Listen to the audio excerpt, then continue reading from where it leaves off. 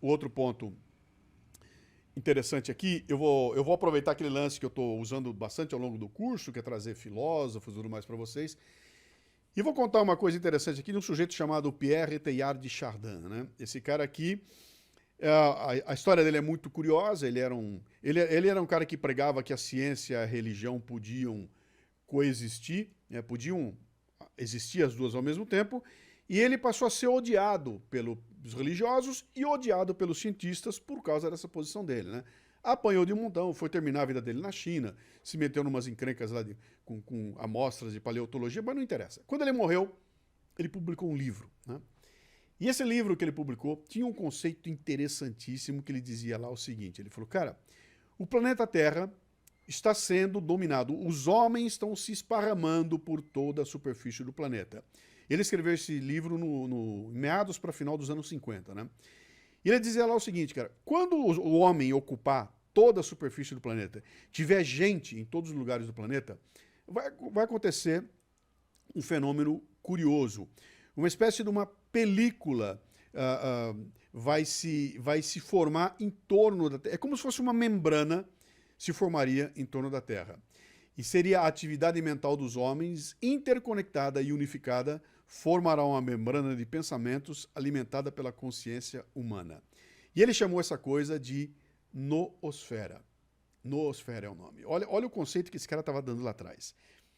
Quer dizer, há uma energia na mente da gente, tem tanta gente tão perto que essa energia se conecta e forma uma membrana que explica algumas coisas que são inexplicáveis. Quer dizer, como é que um cara inventa a cura para a Covid na Coreia e nos Estados Unidos ao mesmo tempo? Porque hoje em dia está mais fácil porque está todo mundo se falando, mas na época que ele escreveu não estava, não tinha satélite, não tinha comunicação. Então, como é que o cara inventa o avião na França, no Brasil e nos Estados Unidos quase ao mesmo tempo?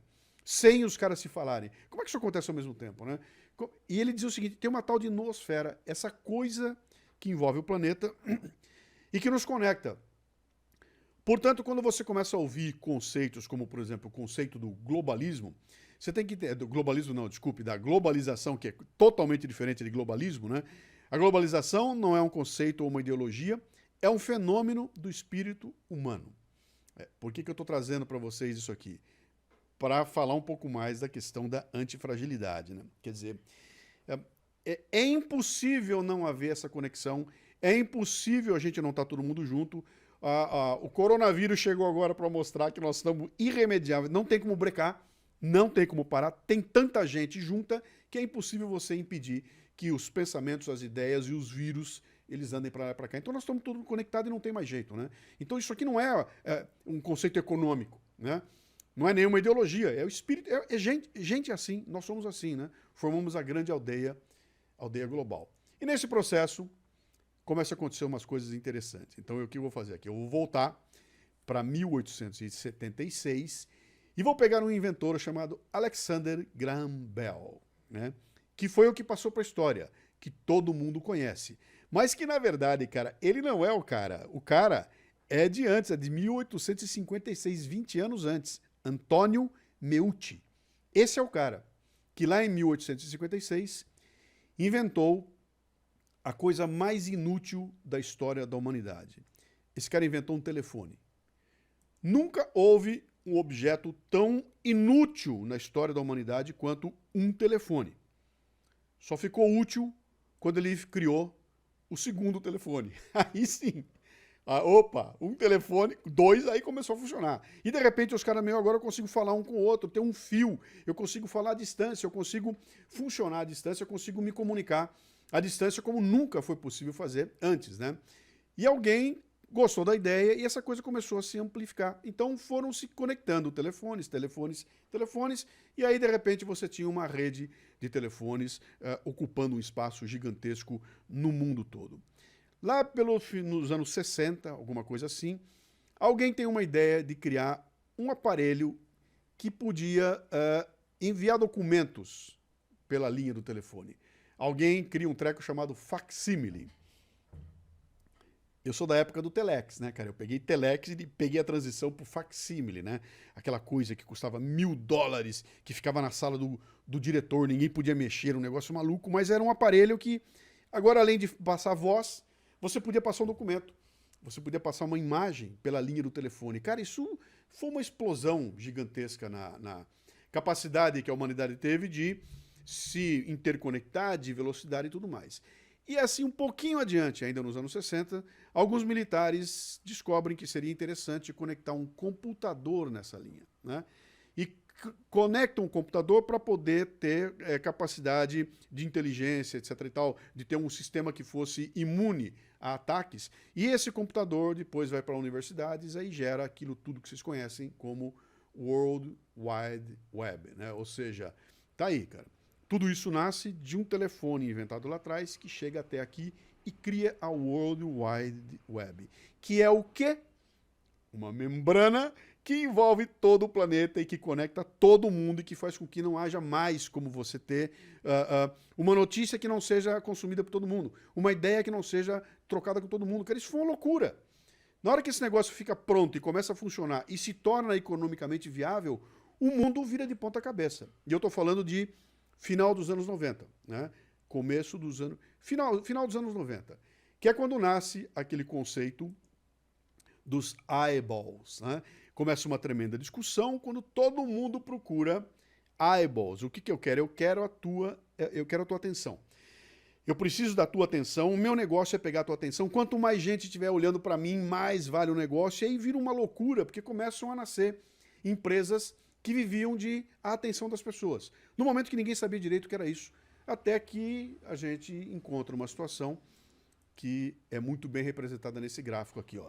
Esse gráfico aqui é o gráfico que mostra o desenvolvimento. Isso aqui são as ações da Nasdaq, né? As ações das empresas .com, como é que elas vieram subindo, até chegar num momento fatídico, que aconteceu ali no dia 3 de abril do ano 2000. Pum! Explode a bomba, a .com, e naquele dia 3 de abril, aquela curva que vinha numa ascendência gigantesca, começa a cair. Naquele dia, entre 11 da manhã e 5 da tarde, a Nasdaq caiu 7,6%. Isso significa que ela perdeu 350 bilhões de dólares de valor ali. Era uma Argentina, é o PIB da Argentina. A Microsoft sozinha foi desvalorizada em 81 bilhões, que era o PIB do Chile. E o Bill Gates sozinho ficou um Paraguai mais pobre. Ele perdeu 11,5 bilhões de dólares entre 11 da manhã e 5 da tarde. E aí foi uma loucura, cara. Ninguém entendeu o que estava acontecendo. Como assim, cara, né? Que tá vendo? Onde é que estava esse dinheiro? Quem é que foi lá buscar o dinheiro do Bill Gates? Quem é que entrou no cofre dele, pegou esse dinheiro e levou? Ninguém entendeu o que estava acontecendo. Foi uma bagunça que estava acontecendo.